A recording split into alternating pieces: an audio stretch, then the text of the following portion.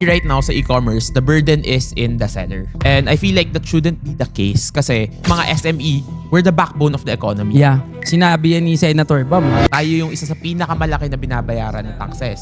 Pero we don't get the adequate support and protection mula sa gobyerno natin. Yung mga platforms, they're free to do whatever they like at the expense of sellers.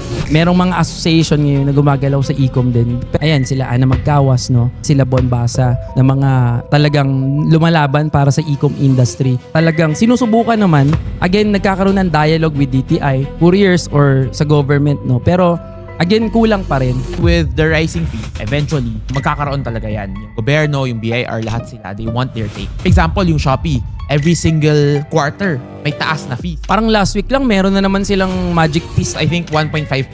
Okay lang sana kung palaging tinataas yung fees, pero sana it's consistent with the quality of service na nakukuha natin. Pwede sa e-com accelerator, kayo na mag-handle nito. May inventory ka, may tao ka, wala kang benta. How can you increase your sales? Diyan kami papasok. Ibe-breakdown namin yan from point A to point C. From e-commerce equation, traffic, conversion rate, AOV. Paano natin mapapataas yan each one in the most efficient way para kumikita ka? Meet Richmond Tan, entrepreneur, e-commerce strategist, and founder of Ecom Accelerator. He helps online sellers grow and scale their businesses through smart digital marketing, sales systems, and e-commerce solutions. RTS is one of the biggest root pains ng mga sellers. Ang dami natin binabayaran, nagpapasahod tayo, taxes, yung orders na pinadala natin, doble-doble yung bayad. Ano yung mga ways na ginagawa nyo ngayon sa inyong e-com para mapababa yung RTS? Sobrang dami namin strategies yan. Number 1, confirmation message. So a simple confirmation, walang dagdag na bayad, walang dagdag na proseso, bumababa RTS mo 20 to 30%. Number 2, appeals. I'm not saying na pag in-appeal mo, mananalo ka. Sabihin na natin, kahit 20% lang yung ma-approve, that's already 20% of savings. Then number 3, they don't track order. Especially for big operations na libo-libo yung order every single day. To my fourth point, kausapin niyo yung mga buyers. As sellers, it's also our responsibility. Same with reviews. To come from a point of understanding. Ayun, pay later. So by having payment installments, mas malaki yung chance na tanggapin ni buyer yung item. Ship as soon as you can. The longer it takes for you to ship it out, bumababa yung point of need. Ang daming ways to brand, no? May mga nakikita ko nagba-branding na sapatos, salamin, clothing line, di ba? Actually, you can basically brand everything. And to win in e-commerce, yan yung kailangan mo. You need to differentiate yourself from your competitors.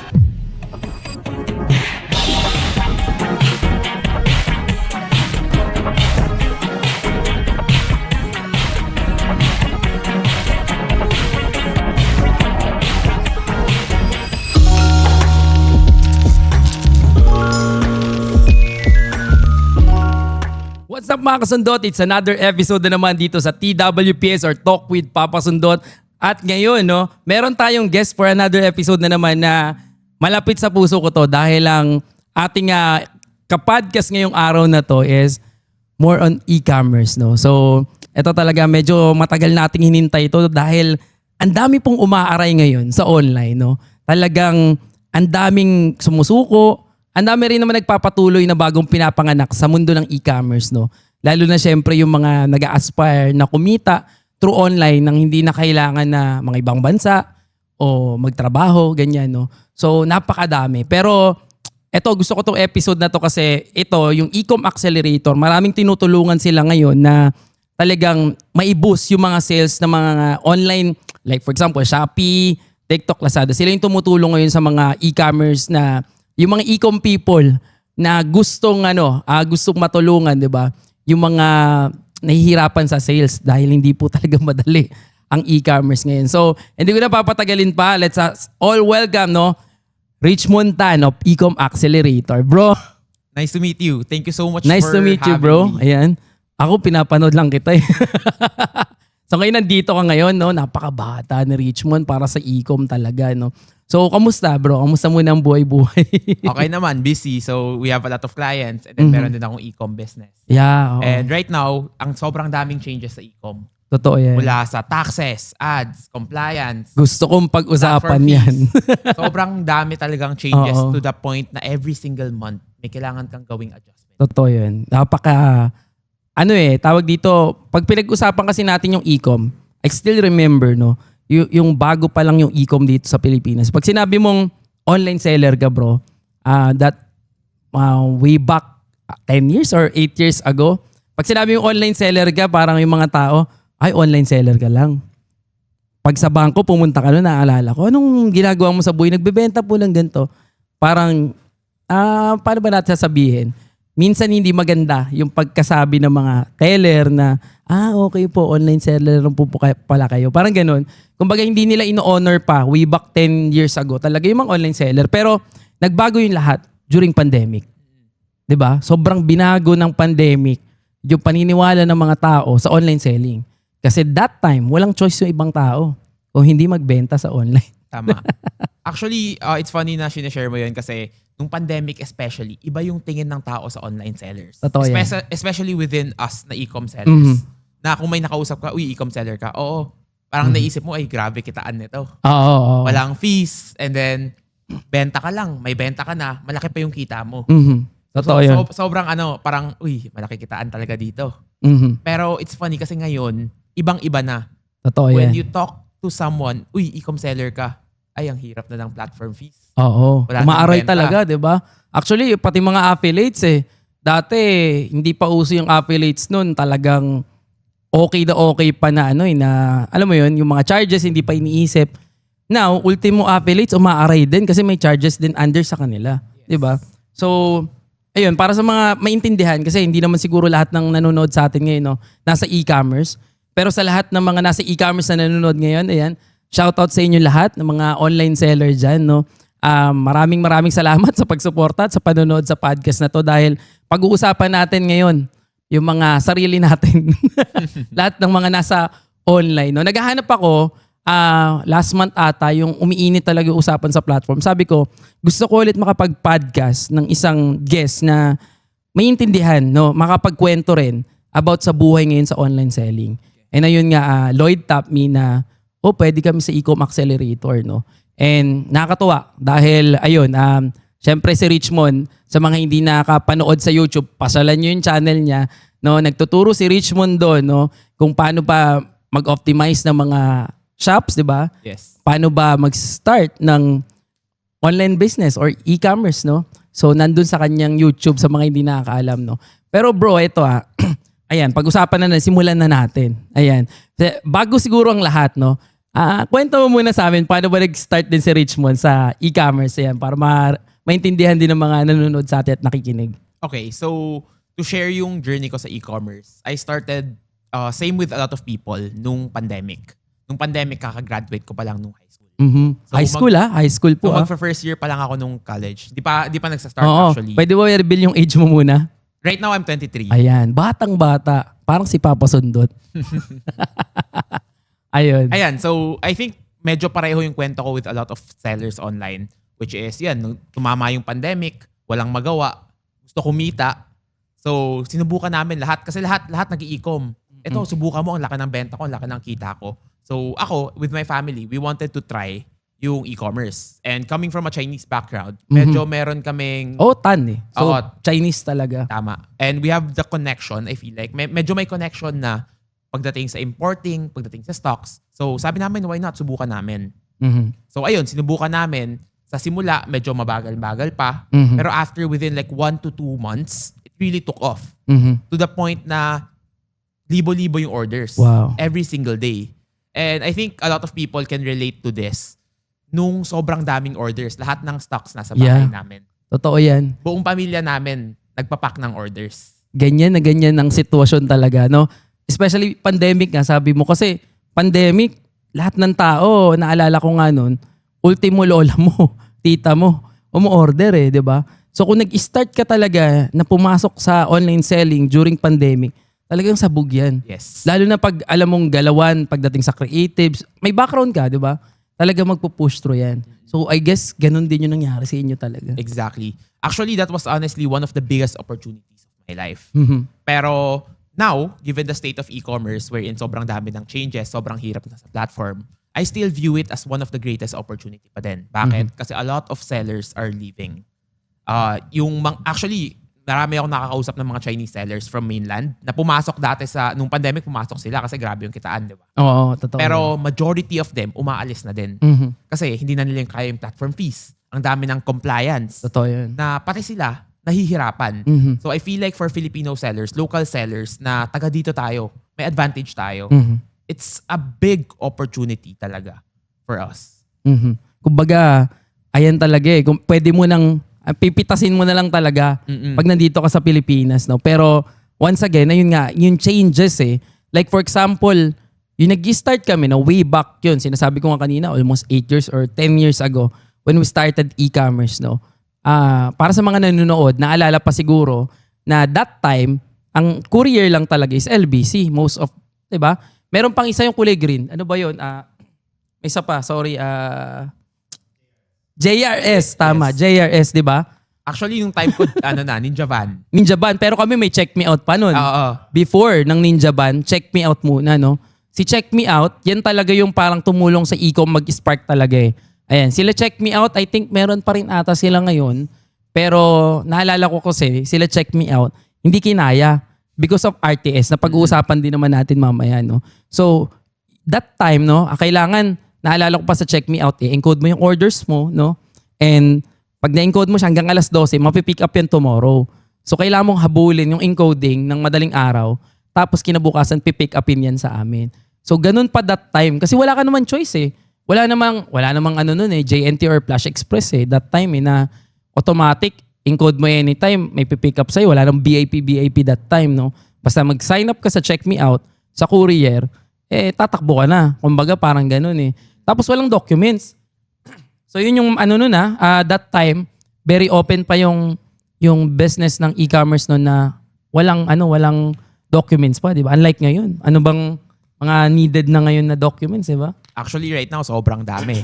Mula sa DTI, BIR, Yeah. and then if you're selling consumables, kailangan mo pa ng FDA. Yan. Tapos, right now, yung mga platforms super compliance na with the BIR. So, hindi mo talaga pwedeng dayain yung tax mo. And I don't recommend na dayain mo din, of course. Right? Of course, lalo sa panahon ngayon. Kasi, naalala ko nun, yung nagsisimula pa talagang, baby pa talaga eh. Actually, yung sinisimula namin yung e-com no, coming from networking companies talaga yung mga nag-e-com eh. Kasi sila yung nakakita na ng potential na yung mga products na binibili sa networking, no, pwede pala nating i-distribute sa online na. So parang nagka-spark doon na magbenta tayo online, ganyan.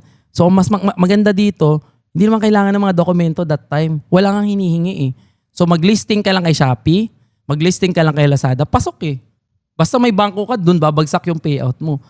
During that time, di ba? During that time na talagang as in super baby pa. Ito ngayon sinasabi namin sa panahon ngayon sa mga nanonood na mga kabatchmate ko, tumatanda na po kayo.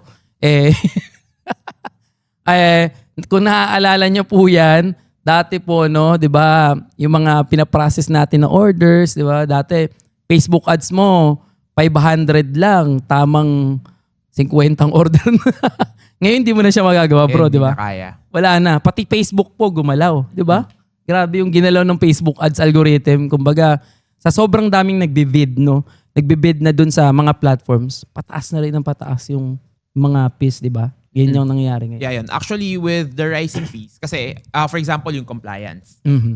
From my perspective, it's a part of life naman talaga. Eventually, magkakaroon talaga yan. Yung gobyerno, yung BIR, lahat sila, they want their take. Yeah.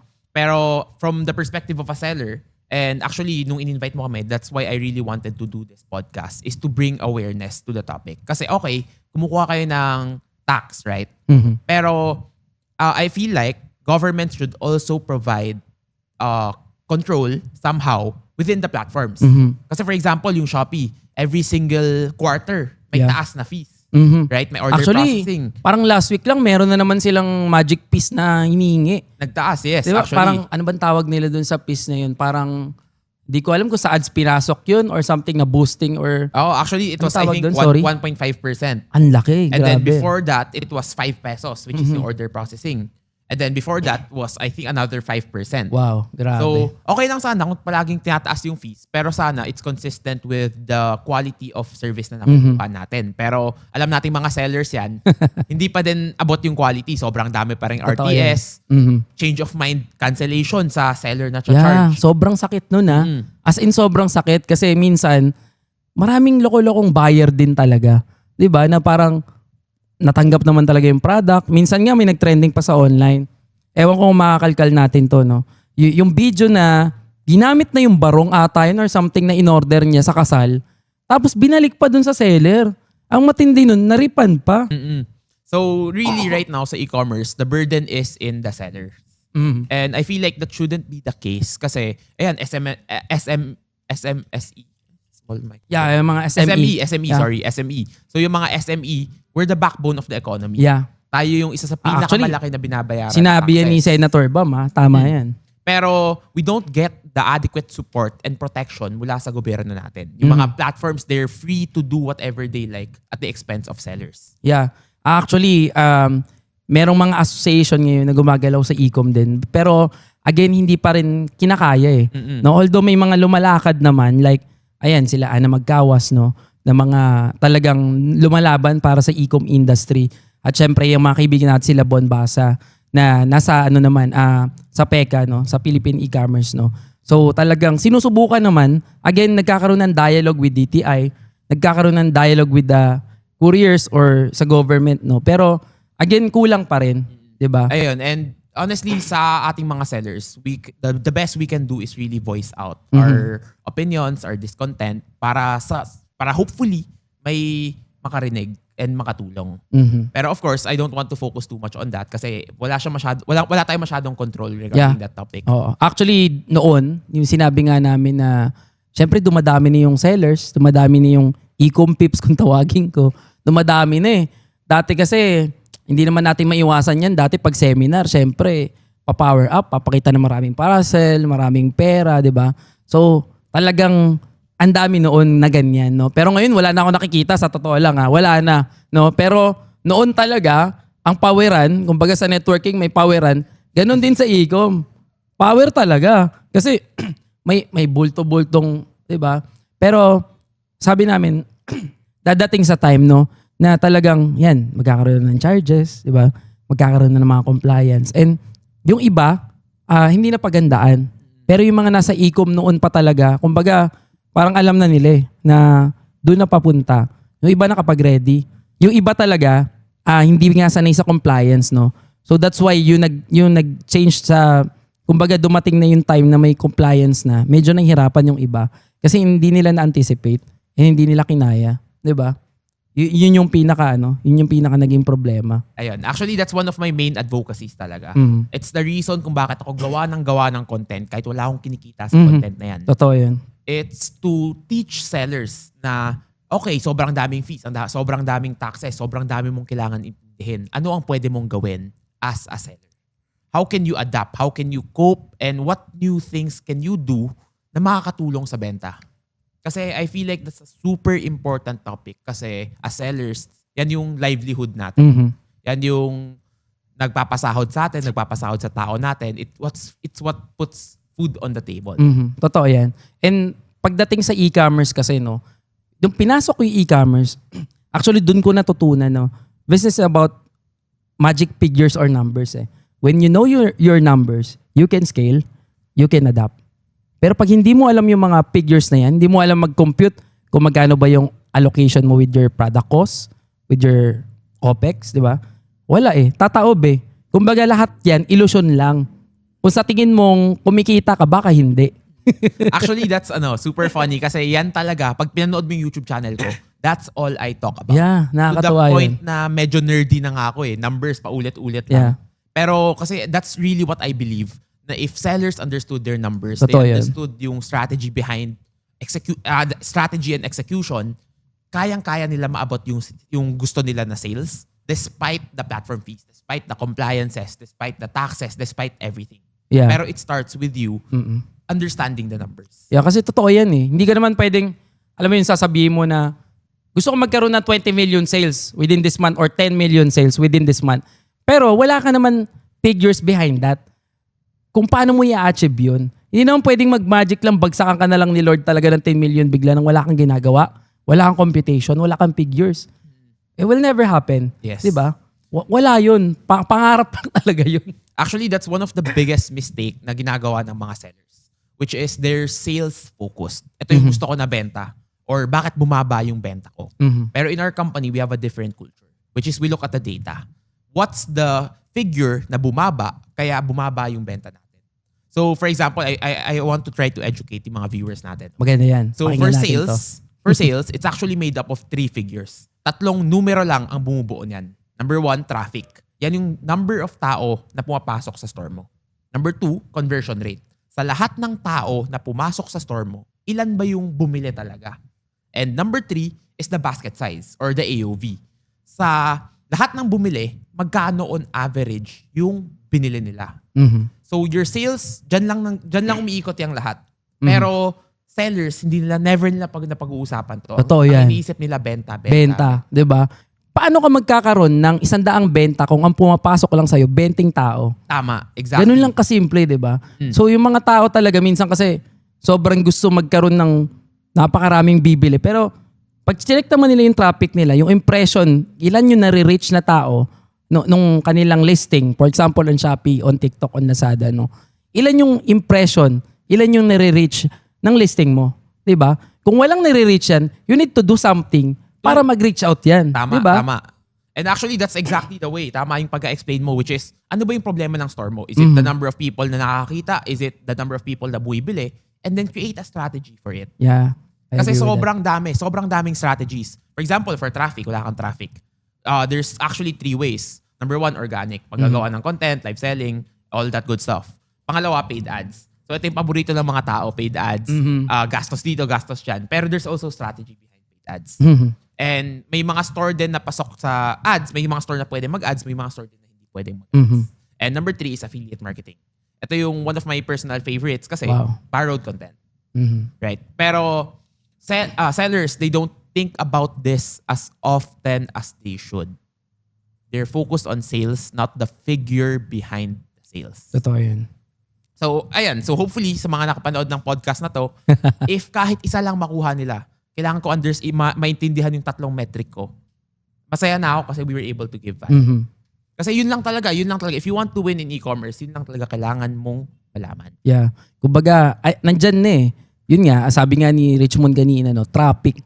Pag pinag-usapan natin traffic, tama, ads, di ba? Pwede ka mag-create ng content, di ba? Or pwede ka naman mag-tap ng mga influencers or mga UGC, di ba? Yan na yung ano ngayon eh. Yan yung mga method ngayon. May AI pa tayo ngayon, di ba? Sobrang nandyan na talaga, no? And once na meron ka nang na-reach, no? Check the conversion rate. Tama. Yun, di ba? So, doon if na. mababa yung conversion rate mo, ano yung kailangan natin ayusin? Oo naman, di ba? It's, you work your one problem at a time, Tama. pero slowly but surely, tumataas yung benta natin. And actually, yan yung biggest advantage ng e-commerce. Yung figure mo, nandyan na siya. Tama yun. Kasi imagine mo, if may physical store ka, paano mo malalaman mababa yung Hindi mo na conversion makikita. rate mo, di ba? Oo. So, ayun, that's one of the biggest, strongest feature ng e-commerce. Pero sobrang daming sellers pa din ang hindi gumagamit nito. Given na eh. Kumbaga nandyan na. Even in the Shopify days, di ba? Nandyan na yan eh. Di ba? Makikita mo na kung ilan yung pupunta sa website mo, ilan yung nagbabrowse sa website mo, gaano sila nag-stay sa website mo or sa listing mo, di ba? Makikita mo lahat dun eh. Makikita mo na kung anong problema. O, teka lang parang may 1,000 tao tapos sa bumili lang 10. Baka may problema yung creatives ko. Oo, yung offer ko. Baka may problema yung offer ko. What can I do Yeah. para ma-improve yun, And diba? in e-commerce talaga, yan yung sinasabi natin, you need to test. Exactly. Diba? Hindi siya pwedeng, parang sasabihin mo lang tapos alam mo na agad na yun. Hindi eh. You need to test the price, the creatives, diba? Kung mag-work siya. Pag hindi nag-work, edi change ulit. Tingnan Tama. natin, diba? Tama. Baka dun mo matamaan, kaka-testing mo din, no? Kung ano yung mag-work. Since meron ka namang base figures or numbers na merong pumapasok. Basihan, may basihan May ka. basayan eh. Hindi siya yung hula lang eh. Iba kasi yung parang walang bumili sa akin, baka isasara ko na lang talaga yung store ko.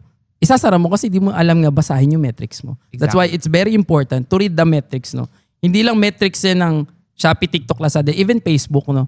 very important yung metrics talaga. Baka sobrang mahal. Baka sobrang mahal ng CPM ngayon, 'di ba? Cost per mile ngayon napakamahal. So kailangan natin i-gauge lahat 'yon and basahin. Hindi lang isise. For example sa Facebook kasi bro, ang daming baka sira yung Facebook ngayon or baka may problema yung Facebook ngayon kaya nagbago yung algorithm. Minsan we need to weigh, no? Kung baka meron naman talaga or baka wala naman talagang problema kay Facebook or kay Shopee. Baka nasa listing mo talaga Exactly. or nasa ads mo talaga yung problema, 'di ba? So for e-commerce success, it's really all about testing. Kaya super ganda na na-mention mo yun. Kasi even kami sa Ecom Accelerator, we cannot tell you ano yung gagana para sa store mo. We can give you all the information that we can. Pwede namin kayo bigyan ng strategy. Okay, gumamit ka ng SPay later para tumaas yung conversion rate mo if mahal yung items mo. There's so much strategies that we can give you. Pero at the end of the day, nasa iyo yung bola. Kailangan mo subukan yan. Kailangan mo hanapin ano yung gagana para sa store. Kailangan mo talagang subukan din eh. And minsan yung mga small details, no, na hindi ka lang nagbigay ng voucher or something. Sabi mo nga, SPay later, hindi pala activated, kaya hindi makabili-bili. Ikaw ba naman, magbenta ka ng 80,000 o 20,000? Syempre, hindi kaya ibagsak ng isang Pilipino naman talaga yung ganong kalaking amount.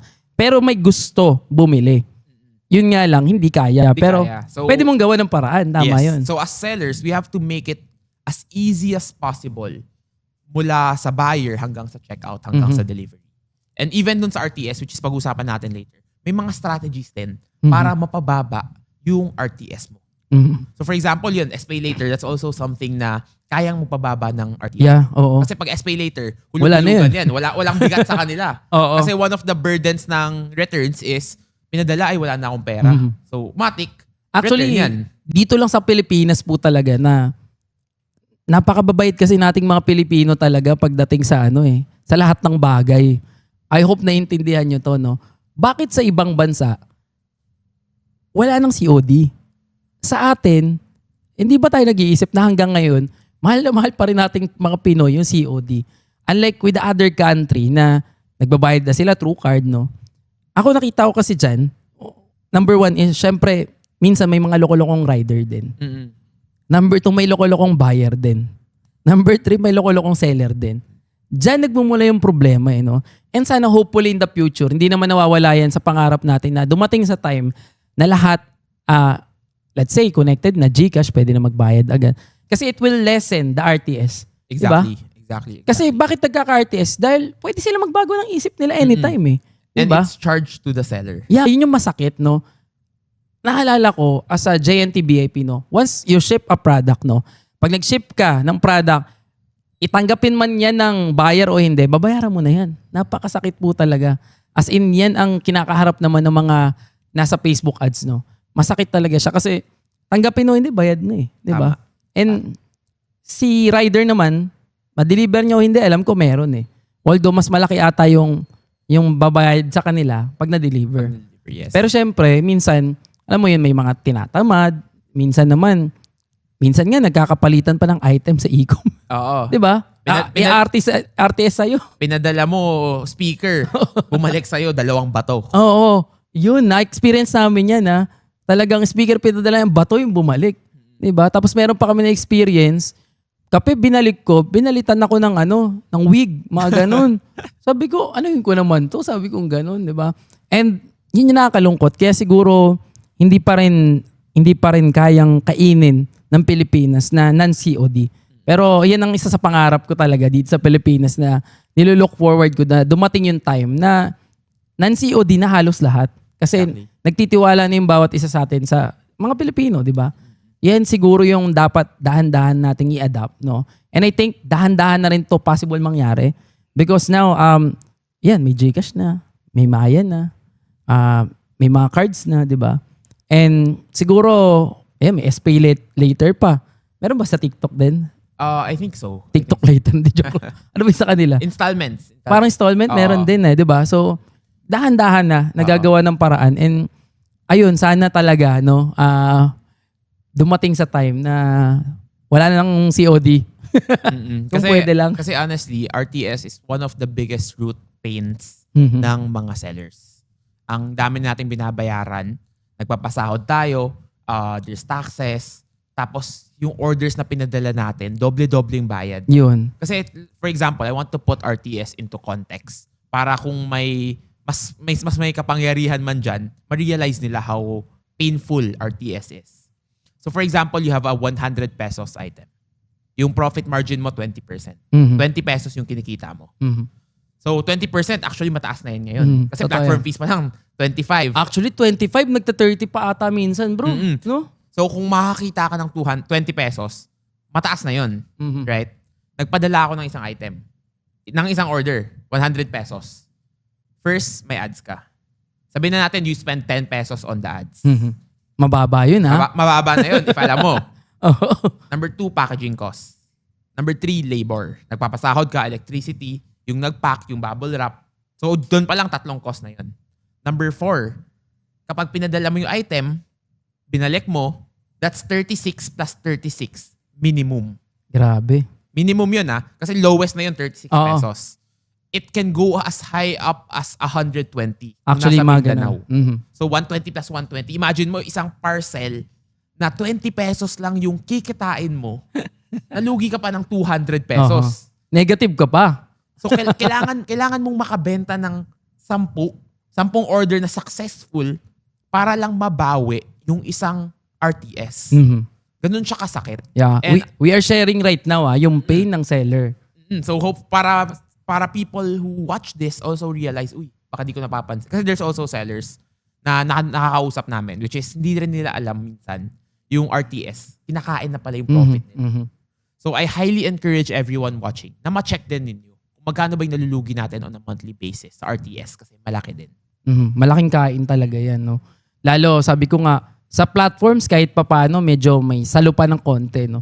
Pero pag when you're doing Facebook ads, wala talagang sasalo sa'yo dyan. Ikaw lang. Ikaw lang talaga yan. Kumbaga walang subsidy yan or walang kahit anong tulong na dahil sariling ka lang naman doon lakad ka lang naman talaga, di ba? Pero ayun, sabi nga namin kanina ni Richmond, yan yung mga bagay na uncontrollable Kasi may mga bagay naman na kaya natin kontrolin, di ba? Pwede tayo ano bang mga paraan yan, di ba? Pwede natin subukan kung kaya ba nating maghanap ng mga items na mataas yung profit margin, di ba? Or mag-adjust tayo dun sa the way ng manpower natin or something na anything na magpapa-efficient sa atin para hindi mag-additional cost, di ba? Exactly. Actually, sobrang daming pwedeng gawin ng mga sellers. And I believe na karamihan ng sellers, alam din nila yung dapat nilang magawa. Pero hindi nila nagagawa. Bakit? Kasi it's too painful now to become a seller. Sobrang dami mong kailangan asikasuhin. Sobrang daming returns. Sobrang dami mong manpower. Sobrang dami mong inventory. And then, saan ka hahanap ng oras para mag-try pa ng ibang strategies? And at the end of all that, there's a chance na malugi ka pa. So, sobrang sakit na maging sellers.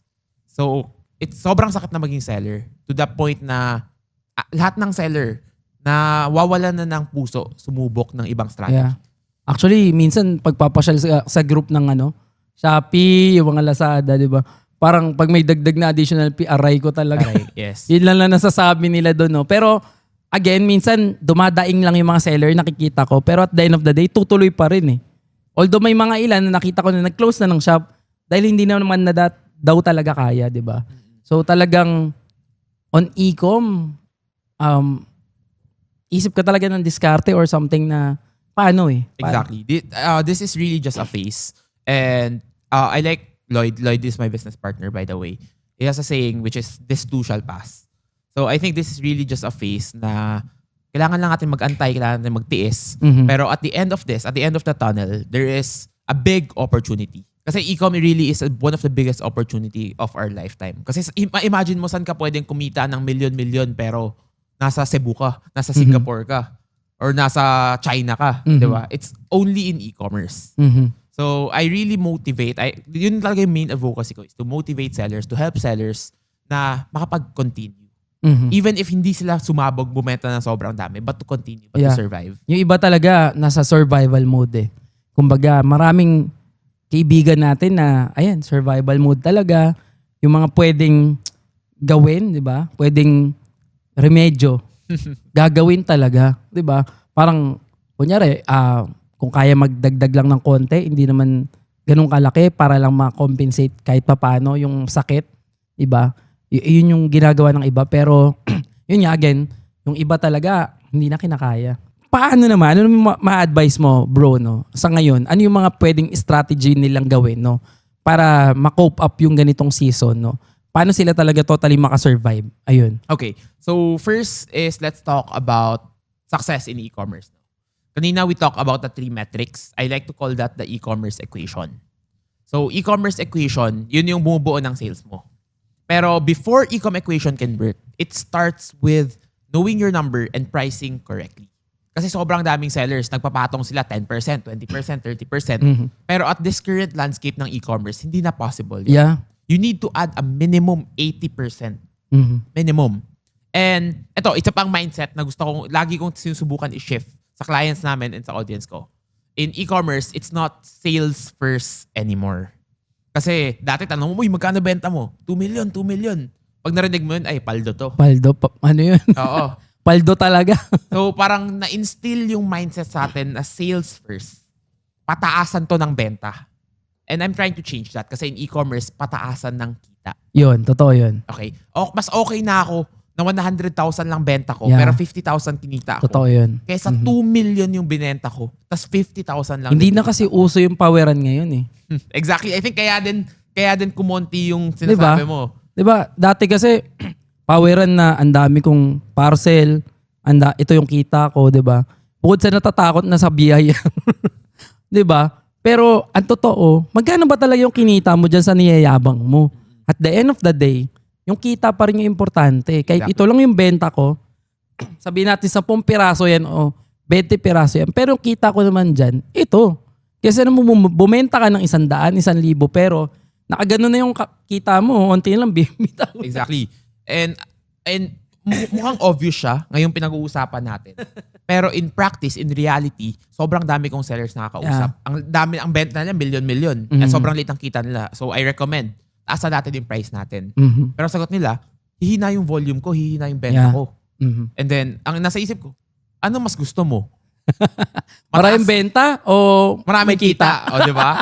Tama eh. So that's really a mindset Ano kasi na yan eh, kailangan. parang nagkakaroon minsan ng pride eh. Pero sabi ko nga, ako sa e-com ang totoong mga benta sa e-com talaga, tahimik yan eh. Na yung kumikita talaga, no? Diyan mo makikita eh. Pero yung mga talagang sobrang iingay na nagpa-flash-flash ng gantong amount or something na ano, minsan sila yung in back-end talaga wala eh. Marami lang na figures kasi nga, ikaw ba naman, benta mo ng 10 piso yan. Yung tinatawag naming alay method, inalay mo na lahat talaga. Diba? Noon kaya po yung alay method, diba? Ayan, shoutout sa mga kaibigan natin sila Sir Julius, ay mga nagturo sa amin ng mga alay talaga noon. Nag-alay po talaga kami ng manok, ng lahat po, inalay namin mga panahon eh. It works before. But now, sobrang sakit na. Kasi yung bulsa mo may aalay na talaga pag nagkataon. No? So, paano ba natin anuhin yan? Sa panahon ngayon, ang dami ng ways talaga na pwedeng gawin na magsusurvive ka pero kumikita ka pa rin. Di ba? Exactly. So, ayun, it starts with number 1, knowing your number, pricing correctly. Kasi a lot of sellers think that growth is linear. Umaakyat yan or bumababa yan. Pero in reality, for e-commerce, there are seasons. There are seasons where you earn, there's a season where you grow. And Totoo yan. kadalasan, hindi siya nagsasabay. And for example, it's your season to earn, then it's okay na mas kumonti yung benta mo if tumataas yung kita mo. So we just have to accept the fact na okay lang bumaba benta ko basta tumaas yung kita ko. Kasi it starts with you having the profit margin to, kailangan mo muna may profit margin para mapag-invest ka sa marketing. Right? Kasi kung 5% lang kinikita mo, paano kang mag-a-ads? Wala na. Right? And kung hindi ka makakapag-ads, pero yun pala yung problema, yun pala yung kailangan ng store mo, hindi ka mag-grow. You'll stay stagnant. So, mas maganda, okay, tataasan ko presyo ko. Bababa ng konti yung benta ko. And you have to accept that. Pero in turn, may margin ka na pang invest ng ads. And nag-invest ka sa ads, nag-2x ka, nag-3x ka. It starts with you accepting the fact na okay lang, bababa benta ko. Pero for the sake of long-term growth, it's worth it. Yeah. It's a wisdom Kumbaga, hindi lahat ganyan yung usapan kasi may mga makausap tayo na tao. Syempre, pag nakarinig ka nga ng benta, Parang manghihina ka, buti pa sila nakabenta ng 20 million. Buti pa sila nakabenta ng 1 million. Samantalang ako ganito lang. But the fact na hindi mo naman alam yung computation behind nun, diba? Yun yung dapat lagi nating alam. Magkano yung kita? Magkano yung malinis na profit dyan? Kamusta yung retention? Diba? Kamusta yung tuloy-tuloy ba yan? Na pag pinatay mo ba yung ads mo, mabubuhay pa rin, may benta ka pa rin ba dyan? Yung mga ganung bagay, no? It's very, siguro, ang pangit kasing pakinggan eh. Pag sinabi ko na, paano ba? Siyempre, nasa manufacturing kami ngayon, no? But, importante sa e-commerce, no? Na sustainable, dapat yung ginagawa natin. Hindi siya pwedeng one time, big time. Yeah, before it worked na kumita ka ng malaki, di ba? Kumbaga, magkakapondo ka. Pero pag ngayon, ginawa mo yan na one time, big time, baka one time ka lang din. One time, big time yung lugi. One time, big time din yung lugi. No? Pwedeng mawala yung one time, big time mo rin ng ano. So you need to think long term, no? Exactly. You need to work in long-term mode. Hindi na siya yung parang short-term na budulan or something na, yeah, let's be realistic yung mga ganyang word. Kasi before, ang dami nating mga kaibigan na ganong field talaga, na ganong way tumirada, no? So sa panahon ngayon, ang hirap po niyan, no? Hindi siya sustainable kasi at the end of the day, masasaktan ka. Kasi hindi sustainable yung ginawa mo eh. Exactly. Di ba? Hindi siya pang long-term eh.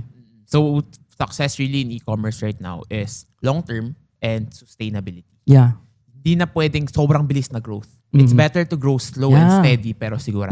Sabi ko nga kami, when we transition into full branding talaga, no? Of course, kami consumable products kami, mga health products, no? Bias tong podcast na to. Nasa manufacturing kami ngayon. Pero kami, yun yung nakita namin. Diba? Kumbaga kami, nag-transition kami into manufacturing kasi nga, nakikita namin na dapat sustainable. Hindi na pwede yung makabenta kami ng isa, okay na kami. Yung nag-transition kami into consumable products, to be honest, bagsak talaga. Kasi ang consumable products hindi naman ganun ka high di ba? High value yung binibenta, no? Lalo na pag syempre yung mga basic na kape, mga capsules, diba? Hindi naman sobrang mahal talaga ng mga yan. But I remember when we transition, doon namin naranasan na kahit magpatay kami ng ads minsan, sa Facebook ads may bumibili. Kahit hindi sobrang bomba yung ads namin sa mga platforms, may bumibili. Siguro ganun ka-powerful yung branding and consumable products, no? Na pag na-workout mo yan, nagtuloy-tuloy, hindi ka na mawala ng benta. Basta, yun nga yung sinasabi mo, yung average order value, alam nyo palakihin, no? And hindi na tawag natin customer acquisition. Dapat ganyan na tayo mag-isip sa e-com eh. Hindi na siya yung parang one time lang na meron ka nga bumili sa'yo last month na 10,000 pero hindi mo naman na magagamit yung 10,000 na yun na leads mo or mga buyers mo. No? You need to think na sa 10,000 kaya, paano ko ulit sila matutulungan para, alam mo yun? Exactly. Para mabalik. Para bumalik sila. Diba? Hindi lang para pagkakitaan eh. Kasi yung binibenta mo, may mission na rin yan eh. Paano mo sila matulungan din ulit? And paano ka rin syempre maging sustainable? Nang tuloy-tuloy na both win-win kayo. Diba? Exactly. Tama. Branding. Yan yung kailangan ng mga e-com seller ngayon. Yan yung sinasabi ng mga e-com seller, branding. Pero hindi nila nagagawa intentionally. Sa akin, pagdating sa branding, no, kami nagkataon nasa health and beauty products, no, but again, ang daming ways to brand, no. May mga nakikita ko nagba-branding ng sapatos, nagba-branding ng mga salamin or mga clothing line, di ba? May mga nagba-branding ng mga, minsan mga electric pan pa ato, may mga nagba-branding na ng iba-ibang ways, no. Ayan. Actually, you can basically brand everything. Yeah. So, a differentiator I like to call, an analogy I like to make, a comparison I like to make is logo versus brand. Dinikitan mo lang ba yan ng isang logo mo? Nilagyan mo ng store name mo? Or branding, what does your brand mean? Yeah. How are you different to your competitors? And to win in e-commerce, yan yung kailangan mo. You need to differentiate yourself your competitors. Kasi sobrang dami. The market is saturated. Totoo The market is ultra competitive. Lahat ng binebenta mo, meron din yung ibang tao. Totoo yan. Meron sila mas mura, mas maganda quality. When I started e-com, no, doon ko natunaw yung salitang, ano ba yung salita na to? Yung tawag dito, ano na siya? Gas-gas? Ano ba yung tawag doon? Yung term nila doon, parang saturated. Yan. Napakagandang term ng saturated, the word na yan. No? Yung pumasok kami sa e-com, doon ko na-digest na walang saturation talaga. Kasi bakit? Yun na, number one yung sample na lang yung ballpen. Ang daming ballpen. Di ba? Pero bakit benta pa rin yung mga ballpen? May pumapasok na ballpen. And na-apply namin siya. One time, nag-branding kami ng kape, no? And kami, ayaw talaga namin, no? Kasi sabi ko, dami ng kape. Baka mamaya hindi na naman bumenta yan. But yung nagbenta kami ng kape, nagulat kami na ang dami pa rin bumibili ng kape. Kahit napakarami ng brands ng kape, ang dami ng slimming coffee, ang dami ng herbal coffee, may bumibili pa rin, no? Doon ko naintindihan na totoo nga yun, no? It's about branding, no? Hindi lang yung dinikita mo yung logo eh. Ano yung difference mo sa ibang products na kaya mong gawin doon? Ano rin yung marketing na pwede mong gawin doon, 'di ba? Exactly. And branding, that's really the key for long-term success in e-commerce. Kasi right now sa e-commerce, you're 1 in 1,000. 1 in a million. Pero once you're able to really lock in, tone in yung brand na yun, you become a category of one. Wow. People look to copy you. Even though people look to copy you, people look to buy from you, even though mas mahal yung item mo. And ayun, I encourage everyone na in your own ways, in your own little efforts, invest in your brand. Whether it be mag-live selling ka, show tell the story of your brand, or simple actions na pwede mong gawin to make the buying experience ng mga customers mo better. Totoo yan. Just something to make you stand out. Right? Hindi mo kailangan bigyan si Pia Wurtzbach ng beauty cosmetics. Yeah. But you have to talk to your customers. Ano ba yung pain points nila? Ano yung na-appreciate nila sa product mo? And they leave you a good review. Kasi it really goes a long way. Right? And sellers are not intentional pagdating sa branding. Sinasabi nila nagba-branding ako. Pero wala, logo lang yan. Kumbaga, wala talagang kung gaano kalalim yung sinasabi nilang branding, 'di ba? Minsan madikitan na may sarili na akong brand, 'di ba? Exactly. And to be honest po, sa mga nanonood, hindi ganun kadali mag-branding o hindi ganun kadali gumawa ng product para ready rin sila sa papasukin nila. Baka kasi nga akala nila, magdikit ka logo, okay na eh. Hindi po, maraming sakripisyo and talagang tatrabahuhin mo. Kasi hindi naman pwedeng isang pitik mo sumikat yung product mo eh, 'di ba? Maraming times na ang dami kong kilalang brand owner na halos pasuko na. Pero yung pasuko na sila, biglang doon puputok yung brand nila. So hindi siya ganun kadali talaga na isang pitik mo lang, sasabog na yung brand mo or makikilala na agad. Hindi eh. You need to work hard for it, no? Talagang dadaanan mo siya. Kung meron man mga kaibigan tayo na talagang pinagpala na sumikat talaga agad-agad, no? Para sa kanila talaga yun. Kumbaga, binigay talaga po para sa kanila yun, no? Pero sa mga hindi, na nasa branding phase din ngayon, no? Tuloy nyo lang. Kasi at the end of the day, no? Pag may isa kang product na natapakan dyan na pwedeng sumabog, di mo na mapipigilan yan eh. Exactly. Pag may consumers na yun, di mo na mapipigilan yan eh. Pag meron ka ng tuloy-tuloy na bumibili sa'yo, di mo na pwedeng pigilin yun. Huwag na kayo bumili ng product namin ha. Hindi mo na mapipigilan yan. No? And yun eh talaga, yung siguro masasabi mo na, wow, parang ito na yun ha, di ba? And pag nandun ka na sa point na yun, hawakan mo yung momentum na yun. Di ba? Kasi hindi ganun kadali na i-achieve din yung momentum na yun. Di ba? Kami, ang dami namin, sa e-com na lang, di ba? Ayan, shout out kila Sir Norman. Sino pa ba? Sila Ninang Mai, BMRS, no? Sila yung mga kinikilalang brands din ngayon na proud to be galing e-com yung mga yan. As in talagang, yung mga yan, pinaghirapan din talaga nila, ginapang din nila kung ano man yung meron sila ngayon. Diba? Kung anong brands meron sila ngayon na tinitingilan na ngayon, nagpapa-billboard na lang yung mga yan eh. Exactly. Diba? Ayan. Pero inspiring yun. Yun talaga, the reality na this is what I like to always say to our clients. It starts slower than you think, pero it grows faster than you can imagine. Yeah, totoo. All it takes is one. Mhm. And yan, brand, it's really a work in progress. Never yan matatapos. Totoo. Kaya kung gusto mo man pumasok sa e-commerce, if you're looking to open an e-com store, ang pinakailangan mo is not a good product, is not a good supplier or what. Ang pinakailangan mo is you have to love what you do. Totoo yun. Kasi sobrang hirap. The downs are so low. Mhm. So if you don't have the passion and the motivation to continue, matatalo ka talaga. Totoo yun. Pero if you have this and you can overcome the lows, and doon mo makikita how beautiful success in e-commerce is. Mhm. Wherein may pumapasok na pera kahit wala kang ginagawa. Mhm. Your store is growing even though you're not adding products. Mhm.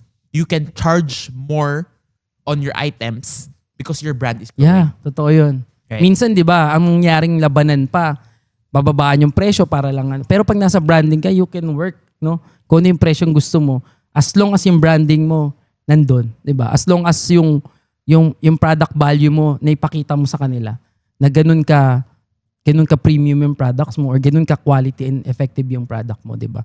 So talagang it's about you, no? Ikaw yung magde-decide din diyan pagdating sa branding mo. Kung paano mo siya ipapakilala sa market, no? Kung paano mo siya dadalhin sa market. Yun eh. Hindi siya parang bigay na lang ng bigay. Yun nga, kasi pag dumating sa time na sobrang baba mo binenta yung mga product mo, lalo branding mo na yan, paano pa kikita, di ba? So, bumabalik tayo doon sa long-term and sustainability. Totoo yun. And sa branding, may MOQ. Lahat ng bagay na binabranding, hindi naman pwedeng gumawa ka ng sapatos na 3 piraso lang. Di ba? Hindi ka naman pwedeng mag-create ng sarili mong herbal capsules na 20 piraso lang. Di ba? Kung meron man yan, talagang hindi rin long term yung ini-aim mo dyan, di ba? So, hindi siya ganun kadali. Kaya pag pinasok nyo rin yung branding, no, ay highly encourage na bigay nyo talaga lahat. No? Pag-aralan nyo rin lahat. Huwag kayong pumayag na walang mangyayari sa ginagawa nyo. Di ba? Yes, exactly. And ayun, I know na medyo marami tayong pinag-uusapan. We're sharing a lot of different insights. 3 hours to bro eh. Nakalimutan ko sabihin yung podcast Ayan, ngayon. kahit 5 hours. This is really my passion Yeah. to teach. So, medyo marami kaming pinag-uusapan. Pero at the end of the day, yung bola nasa seller. Marami kayong kailangan gawin. Pero I encourage you guys to take it one step at a time. Yeah, hindi mo pwedeng sisihin talaga yung platforms or yung mga taong nag-guide sa inyo. Because at the end of the day, ikayo yung gagawa talaga nun. Yun yung, nasa inyo yung bola. Diba? Baka nasa inyo talaga yung problema. No? Pero baka mamaya sabihin nyo, napaka-negative yung podcast nyo about e-com Parang ayaw na namin magbukas ng e-com. Hindi. Kailangan nyo maintindihan to. Kasi kung papasukin nyo to, kailangan yung tanggapin na yung katotohanan na nangyari dito para alam nyo yung gagawin nyo. Kasi mamaya pumasok kayo dito, sinabi namin ni Richmond, kumikita po kami ng 1 million kada araw or 500,000. Baka mag-jump in lahat dito, di ba? Tapos pag nandun na, bakit ganito? Parang baon na kami sa utang. Kaka-RTS, kaka-ads namin, wala nangyayari.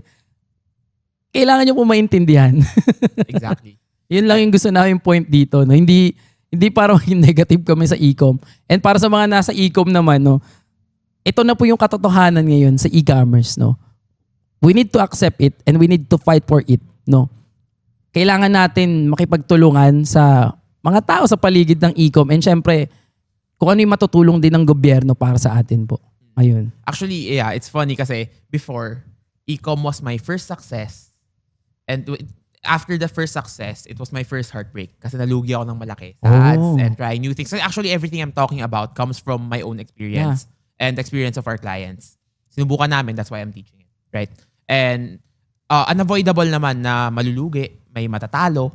And that's part of the journey. Yeah. Lalo sa negosyo, walang perfect talaga dito. And that's what I'm trying to do is for you to make less mistakes.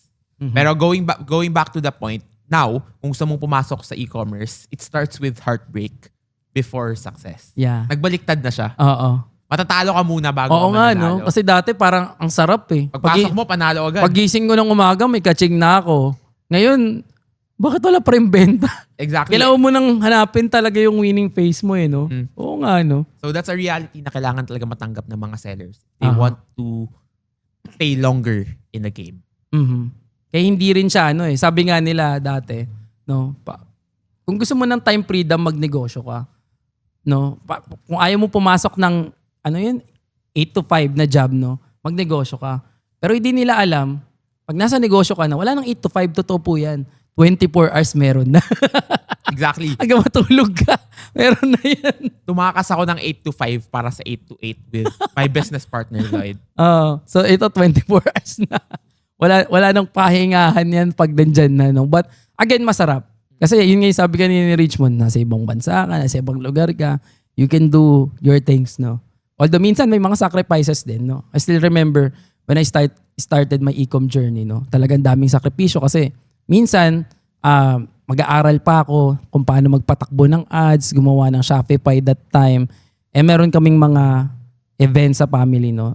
I need to sacrifice that na hindi ako attend, no. And that time, nag-aaral pa ako ng college, no. So minsan may mga yayaan sa college, hindi ko na nasasamahan.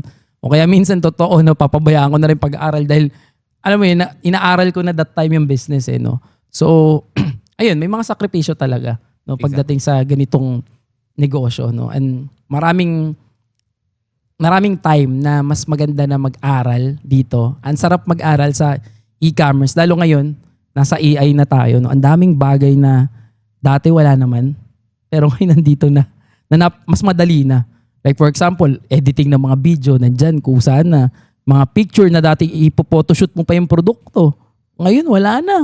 Diba? Ilagay mo yung product dyan, sabihin mo kay Gemini, sabihin mo kay ChatGPT, ibibigay niya na sa'yo. Gusto ko ng white background, gusto ko may frame, Yes. bibigyan ka niya, di ba? Yeah, so somehow, napadali na yung trabaho natin. Pero nonetheless, medyo madami pa din. Oo naman. Pero it starts then with having the right system Yeah. and having the right team. Mhm. Kasi sa e-commerce, kung mag-isa ka lang, it will take so much Yeah. time. Nakulang nga yung 24 hours. Totoo yan. Na pagpasok mo sa e-commerce, akala mo, uy, wala akong gagawin. Pasok pera lang. Pero di mo namamalayan. 15 hours, nag-edit ka pa rin, nag-reply ka pa rin sa customer, nagpapack ka pa rin ng waybill. And that's what we're trying to help with actually sa clients namin. Wow. So sa Ecom Accelerator, we're your partners to helping you scale. Mhm. Kasi bakit tayo pumasok sa e-commerce? Financial freedom, peace of mind, location freedom. Mhm. Pero in a way, e-commerce din yung kumuha nun sa atin. Mhm. Nawalan tayo ng financial freedom kasi yung stocks natin naipit. Mhm. Nawalan tayo ng time freedom kasi pagdamag nagbabantay tayo ng store. Nawalan tayo ng location freedom kasi kailangan natin magbantay ng warehouse. Mhm. And here at Ecom Accelerator, that's our goal, is to take some of that burden away from you. Na even if wala ka, even if di mo binabantayan, may nakatutok pa din Mhm. na expert. Or I hope we're expert, no? Kasi we really do try our best to keep up with the latest knowledge sa industry. Pero that's our goal, is for you to have the peace of mind and enjoy all the benefits of e-commerce Mhm. without actually being tied to the business. Mhm. So ibig sabihin, kung may mga nanonood ngayon na hindi pa ganun ka daming time, 'di ba? Talaga na kayang yung sinasabi nga namin ni Rich mo na 24 hours ka nang working, no. Pwede sa Ecom Accelerator, kayo na mag-handle nito, no, everything. Exactly. So our main coverage is really marketing. May gamit ka, may inventory ka, may tao ka, wala kang benta. How can you increase your sales? Diyan kami papasok. Ibe-breakdown namin yan from point A to point Z. Mhm. From e-commerce equation, traffic, conversion rate, AOV. Paano natin mapapataas yan each one Mhm. in the most efficient way para kumikita ka. Mhm. Yun, kumikita ka. Hindi tumataas benta mo, kumikita ka. Importante yan talaga. Yun talaga. Kasi pag hindi ka kumikita, wala yan negosyo mo. Magsasara talaga po yan. Exactly. It's Diba? a vanity metric talaga. And I honestly had to learn it the hard way. Yeah. I don't know if maybe my team can pull up the screenshot. I think in a single month, 600,000 yung ad spend. Benta was 2.4 million. Mhm. And then akala ko, uy, taas ng benta. Okay na. Nag-computa na. Nagcomputan.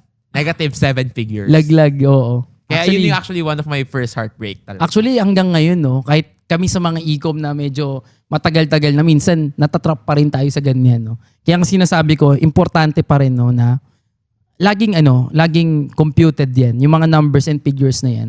Laging meron kayong hinihit na numbers na metrics na, uy, negative na to pag umaabot na kami sa ganyan, no. Exactly. Meron, may CPP ka na ganito, meron ka pang cost na ganito. Pag lumampas na yung CPP ng ganito, ibig sabihin, wala na yan, negative na yan, ibig sabihin, di ba? So kailangan alam nyo talaga yung figures. Exactly. And honestly, platforms make it super difficult for you to track your figures. Kasi for example, yung platform fees, bakit di na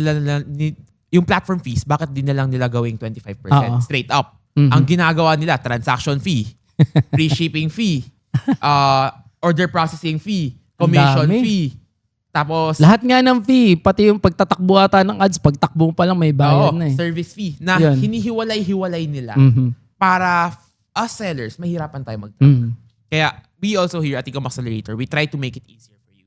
So meron kaming mga templates, Wow. break-even ROAS, profitability calculator, RTS tracking, mga affiliate free sample templates. And all of these templates, we give it for free. Sa YouTube channel ko, if you watch any of my videos, Yeah, you'll hear it. panoorin nyo. Yun lang ulit-ulit. Kung gusto nyo, message nyo lang kami at Ecom Accelerator and then you can ask for it. We'll give it to you for free. At very direct yung approach ni Richmond doon, no. Walang yun. Kumbaga lalabas lahat doon, mga computation, pwede nyo sundan. Nakita ko yung video niya, no. So pwede yung sundan yun, no. Kahit yung mga nasa Ecom na, minsan kasi ang mali sa Ecom, pag matagal na tayo sa Ecom, medyo na tayo, complacent na tayo. Kampante na. Parang okay, alam ko na yan. Pero pag bumalik ka dun sa pinaka-basic, doon mo na-realize na masyado na pala nagiging komplikado yung buhay ko sa Ecom na nakalimutan ko na yung basic. Na at the end of the day, doon ka pa rin babalik, di ba? So, basic pa din. Di ba? Yun eh. Yun yung pagkakamali ng iba eh. Kasi Ecom really is really work in progress, learning in progress. Even kami, at our company, even me personally, I spend so much time trying to understand, trying to test, trying to learn more new things. Kasi that's the nature of the business. Yeah. Yung alam ko last year, Pwede. this year halos lahat wala na siyang. Totoo yun. So, Lalo sa bilis ng facing ngayon Sabi ko nga last year, yung nag-i-start yung AI bro. Sabi ko, bigyan mo pa ng ilang buwan to. Hindi mo na makikilala kung totoong AI ba to o hindi. And now, it's happening. Exactly. Hindi mo na alam kung AI pa ba yung video na yon o hindi. Hindi mo na alam. Pinag-uusapan namin yan ng team namin. Sabi ko, bigyan nyo lang ilang buwan to, hindi na taon eh. Sabi kong ganun. Grabe, sabi kong ganun, hindi mo na alam. Kanta, kayang i-AI. Video, kayang i-AI.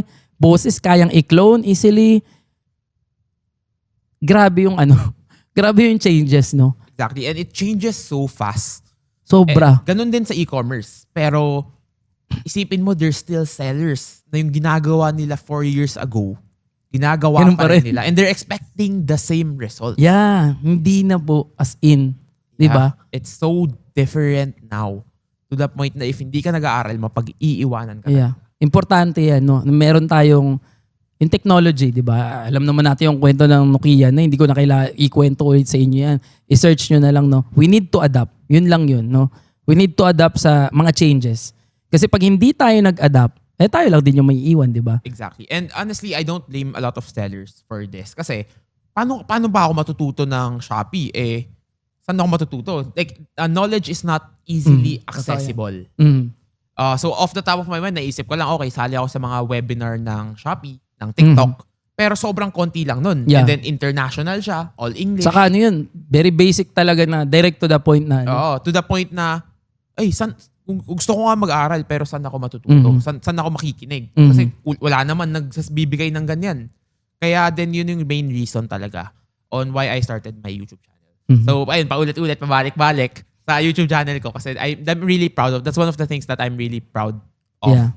Is even though wala akong kinikita, honestly bro, wala akong kinikita. Negative, I probably net negative around 100,000 every single month for that. I have 3 video editors, scriptwriters, and it spends so much of my time. Pero my goal for that is to make knowledge and learning accessible for sellers. Kasi wala talaga wala.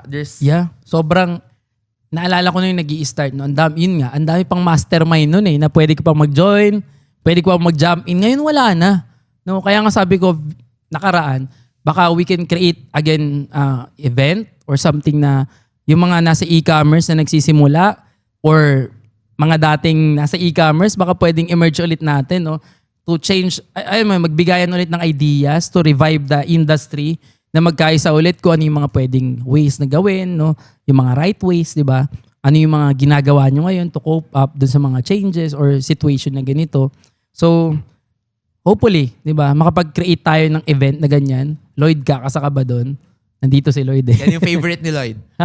Mag-create tayo ng isang event na mag-meet ulit, no? Yung mga sellers, brand owners, mga e-com pips na nandyan pa rin hanggang ngayon na nagtatry mag-survive or nagtatry na mag-scale, di ba?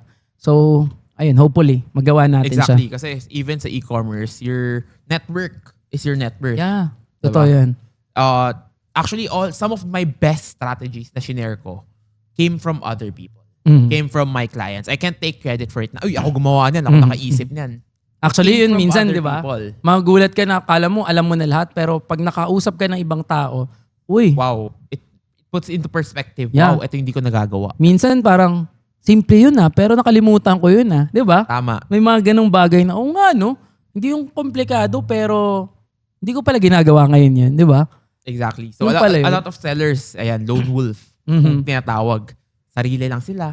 Mhm. Yung mga strategies na, they keep it to, to themselves. They don't try to learn. Mhm. And it works to a certain point. Mhm. And then it stops working. Yeah, dati ang e-com, no, bawal sabihin yung winning item. Dati pag may dadating pa sa office namin, itago nyo lahat ng products natin, tatakpan nyo yan, no. Ngayon, iba na, no. Yabangan na ngayon, ito yung product namin. Since nasa branding naman na talaga, ito yung brands namin, ito yung products namin. Payabangan na po ang e-commerce ngayon. Kasi kung nandun ka pa rin sa pataguan, wala na po. Kumbaga, pataguan ng products or item, wala ka na. Kumbaga, ibig sabihin natatakot ka dahil kaya ka i-duplicate, no? Exactly. So sa e-commerce talaga, you really have to do things the right way. Mhm. In the right order. Hindi mo pwedeng lagpasan yung isang step na wala ka pang consumer base. Gusto mo nang nakafocus ka sa trending. Mhm. Or wala ka pang product, inisip mo na branding. You have to take one Yeah. step at a time. Dahan-dahan talaga. One yan. minor improvement. That's the way for you to get the Kasi astronomical mahirap result. naman talaga masunog Ang maganda nga ngayon, nandyan di ba? Meron ng Richmond na nagtuturo sa online, di ba? So, accessible naman siya, di ba? Minsan yung mga tao lang talaga, may pride, di ba? Na hindi, may mga habit tayo na alam ko na yan di ba? So, you need to learn, you need to explore at the end of the day. And I think it really stems na it comes from a indifference na hindi nila ginagawa dati. So they don't see a reason for them to start doing it. Mhm. Tama. Pero ayun, that's the name of the game. If you want to grow, if you want to survive, if you want to thrive, you need to do something different to what you've been doing. And that's really the way to succeed now in e-commerce. Yeah. Right? Even if di nakunin yung service namin or di ka manood sa YouTube videos ko or what, or hindi ka magpa-manufacture sa'yo, that's not the goal Yeah. That's not the goal. The goal is if even one person na nanonood nito na ma-realize na, uy, Yeah. ang tagal ko nang hindi nag-aaral, let me do some research. If even one person does that, it's worth it already. Oo. Naalala ko nga, sabi ko, may mga lumalapit sa amin na syempre nasa manufacturing kami, nakikita ng mga tropa natin sa e-com. May mga lumalapit na nagpapagawa ng product. And sabi nga namin sa kanila, hindi na to yung taguan ng winning Gusto nyo i-duplicate nyo pa yung product namin Kasi at the end of the day, kayo pa rin yung magdidikta ng bola niyan, brand nyo na yan. Diba? Hindi naman pwedeng mahigitan nyo kami dun sa binibenta namin. Pwede rin naman na hindi talaga mag-work yun, no? It's because kayo yung gumalaw dyan sa bola na yan, no? Kami, manufactured lang namin yung products nyo. Pero at the end of the day, sa inyo pa rin yung bola. Diba? Exactly. Hindi na siya habulan or gayahan. Oo. Hindi na kami natatakot sa ganun Minsan, ito yung product nyo, malakas bumenta sa online to, nakikita namin pwede ba kami magpagawa ng ganyan? Sige, sabi ko, okay lang sa amin. As a manufacturer, okay sa amin yun, walang problema yun, sabi kong ganun. Kung kaya nyo kami higitan, edi mas okay, di ba? At the end of the day, sa amin din naman yan. Kung kaya nyo na gawin, di ba? Much better yun. Kasi dati, matatakot ka pa di ba? Ngayon, hindi na talaga Natago mo pa yung mga Oo, products mo. diba? Ayun, ngayon pag-usapan naman natin bro, sige, pumunta na tayo dun sa RTS, no? Gusto ko mapakinggan, no? Ano yung mga ways na ginagawa nyo ngayon sa inyong e-com and dun sa mga clients nyo para mapababa yung RTS? Kasi ang daming reason ng RTS di ba? Pinag-usapan niya natin kanina. Pero ano yung mga ways na ginagawa nyo bro? Okay. So actually we have sobrang dami naming strategies yan. So I'll start with the easiest na pwedeng gawin ng mga sellers already. Number 1, confirmation message. Mhm. Ito yung sobrang simple, sobrang obvious pero hindi pa rin nagagawa. Before you ship out the order, hingian mo ng confirmation. Hi, confirm na po ba tong order na to? Actually, I saw a study. I'm not sure if my team can put it up, which is buyers are less likely to cancel once they write confirm a day before they receive the item. Wow. So sobrang simple lang. Confirm. Pag nag-confirm sila, mas maaalala nila, makapagbilin sila ng pera sa mga tao sa bahay, Mhm. less cancellation, returns, and all that good stuff. Especially sa mga umaalis, di ba? Minsan, nagbakasyon, may naiwan naman sa bahay, hindi lang nakapag-iwan ng pera dahil hindi alam na may dadating na rider. So, good point yan. Exactly. So a simple confirmation, walang dagdag na bayad, walang dagdag na proseso, bumababa RTS mo 20 to 30%. Malaking bagay yan. So simple pero it works. Okay, number 2, appeals. Okay, sobrang dami kong sellers nakakausap. Ang dami kong RTS. Tanong ko, ilan yung na-appeal niya po per month? Wala. Right? So that's another leakage na nangyayari, which is hindi nila na-appeal. Kasi I'm not saying na pag in-appeal mo, mananalo ka. Pero usually you have a 40% chance na manalo. So, why not? Kasi wala namang bayad sa yun. Wala namang extra fee, wala namang extra bayad. So, a simple i-appeal mo lahat ng orders na nag-return. And sabi na natin, kahit 20% lang yung ma-approve, that's already 20% of savings. Malaking bagay yan. Malaking bagay yan. And sellers don't notice it. Right? And then number 3, they don't track yung order. Bahala na. Ito yung mindset ng karamihan ng seller. Ship out. Tapos na. Pero that's the beginning of the journey. Number 1, natanggap na ba ng customer? If hindi, number 2, nabalik na ba sa hub?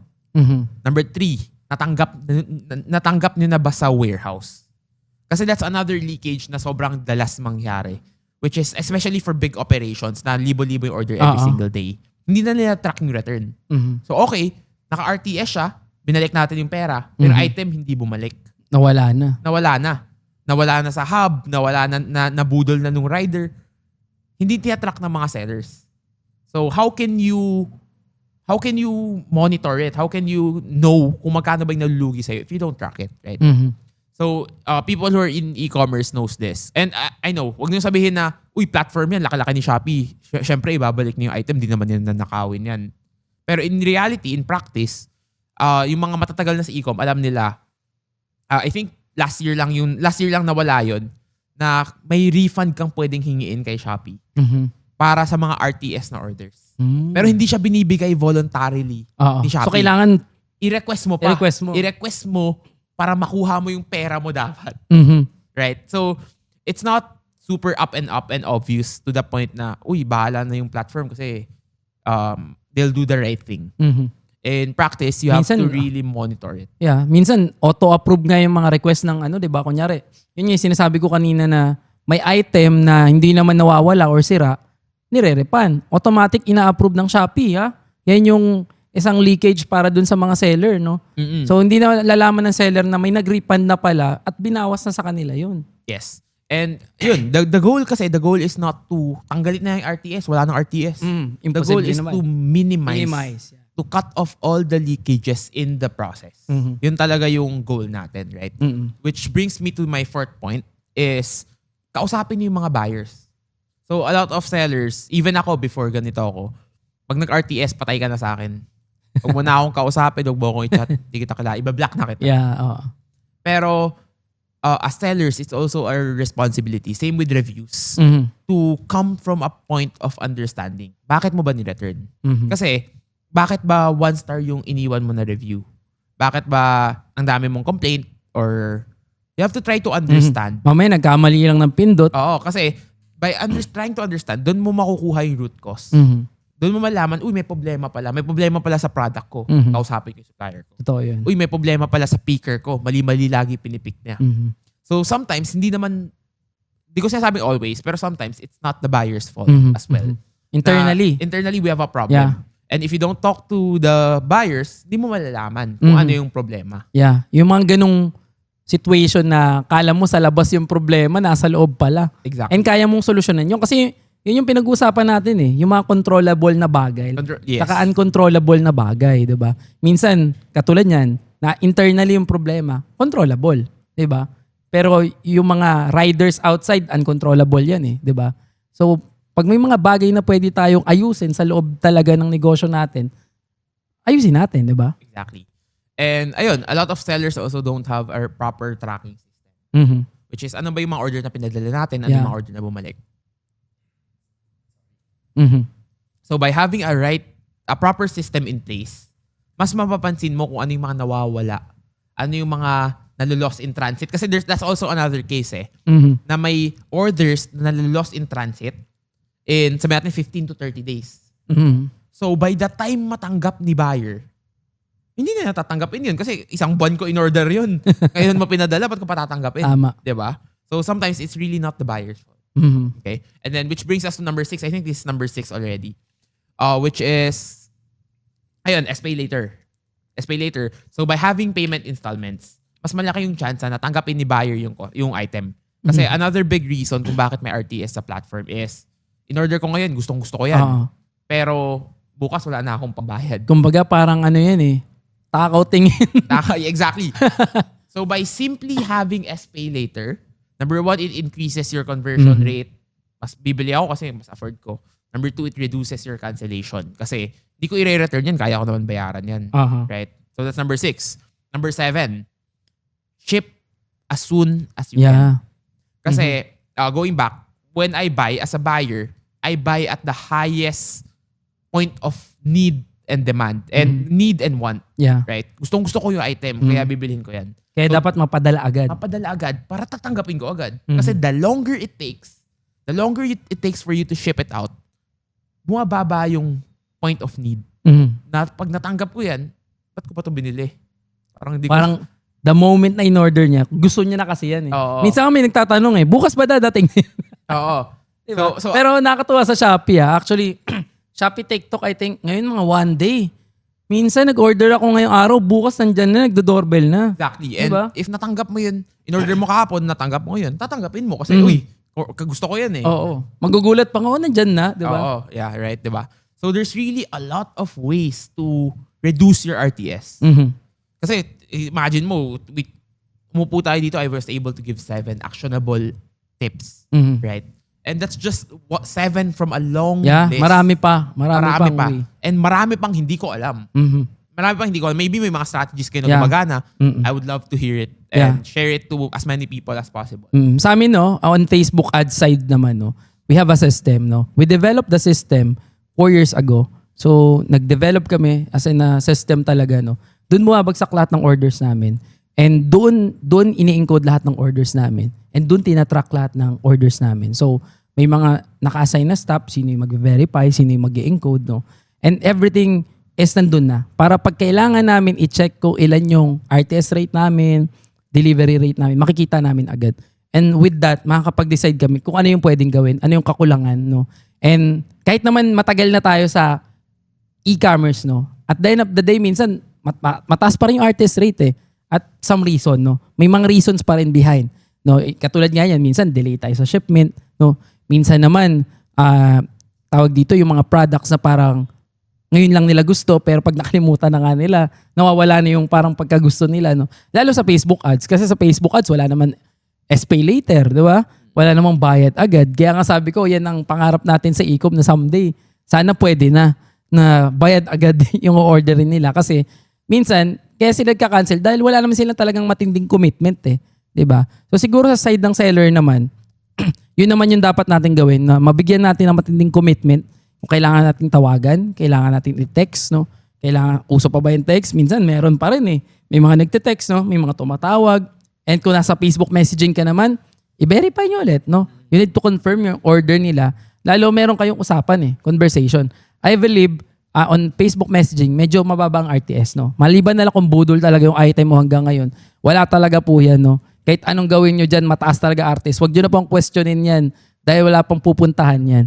Pero kung yung produkto nyo maayos naman, quality, effective, kung mag-RTS man yan, baka may reason talaga, Baka bigla talaga wala ng pera. Malay mo na hold up yung customer, or something na, may nangyari sa customer. Or delay ka lang talaga mag-shipment, di ba? So, yun yung mga possible problem pagdating naman sa Facebook ads. Exactly.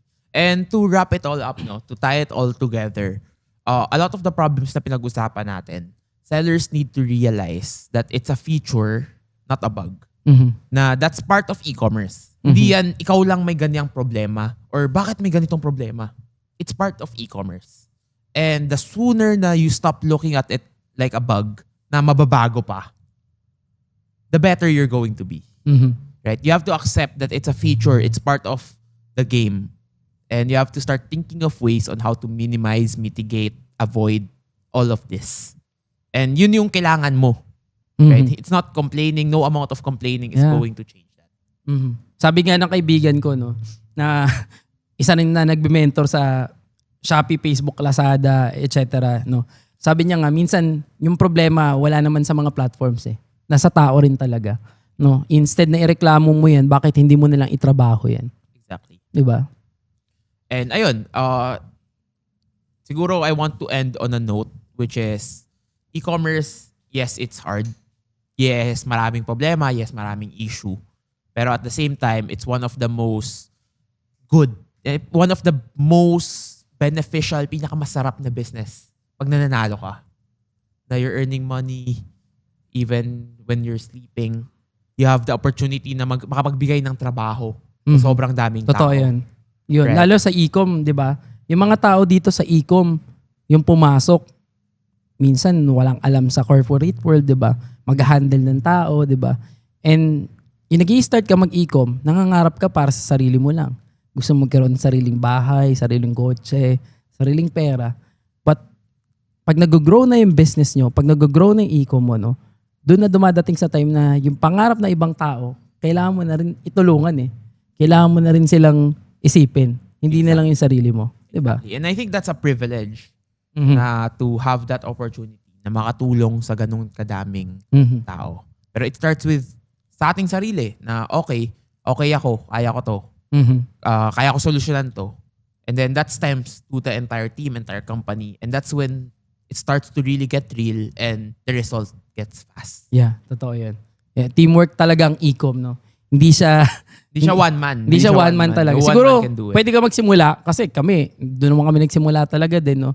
Minsan ako magbabalot, ako mag-aano, di ba? Pero dadating sa time, no? Pag gusto mo mag-scale, syempre, kailangan mo ng tao. Kailangan mo ng system, kailangan mo ng tao. No, minsan, may mga kaibigan tayo na napakaraming tao, pero kaya namang i-reduce yun by doing some system. No, minsan yun naman yung kulang. Marami lang tao pero walang sistema. Kaya maraming tao dahil walang sistema.